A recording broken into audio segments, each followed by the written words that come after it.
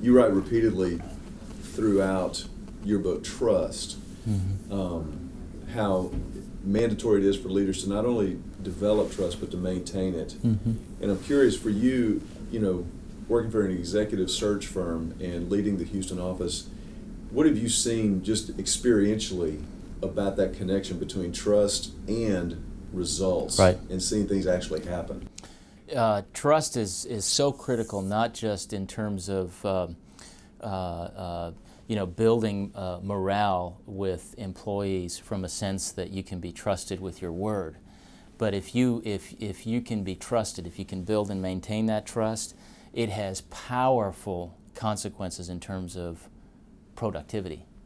People will follow trusted leaders and will be motivated to produce even more. And so really trust, in my view and my experience, is it produces results and profits in the business sense or in the organizational sense. It just increases productivity. So for example, just as an interesting anecdote, every year Fortune magazine puts together the top 100 companies that are the best companies to work for in America. And 75% of the criteria that's used is based on employee surveys, and it's based on trust. And so they did a study. There's an organization that produces the Fortune list. It's called the Great Place to Work Institute, and they went back 7 years of those 100 companies, best companies to work for in America. And they found that those companies that are public companies outperformed the S&P 500 by about 156%.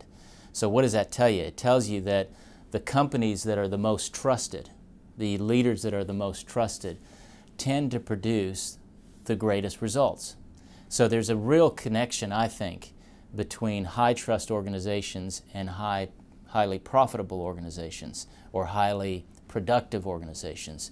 So I guess the bottom line is trust is not just a nice thing to have in terms of people enjoying the work environment and being able to trust the people that they're working with and working for, but it also produces incredible results. And on the trust issue, we have to remind ourselves that trust is not just trust in the sense of integrity, honesty.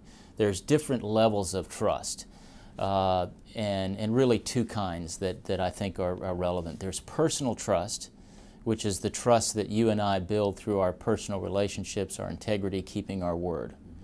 Then there's expertise trust. That's the kind of trust that you build with employees and with peers and colleagues by knowing your stuff.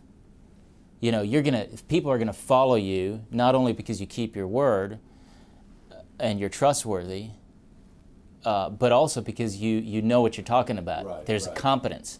So you have to have both competence, that's expertise trust, and character or integrity, that's personal trust.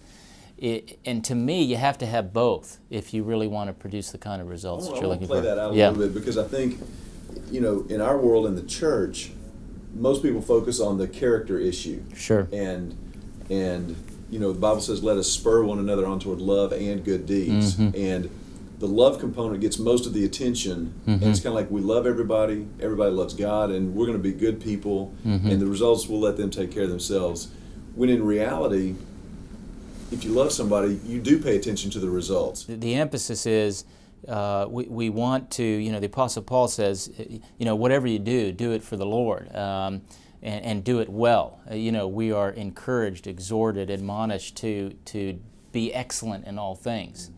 So, and I think that applies not just in ministry, but in every aspect of life. In fact, our work is our ministry. Wherever we are called to serve or uniquely gifted to serve, we are called to serve the Lord and to serve Him well and do things well with a high sense of quality. And so that gets to the point about results and productivity and quality.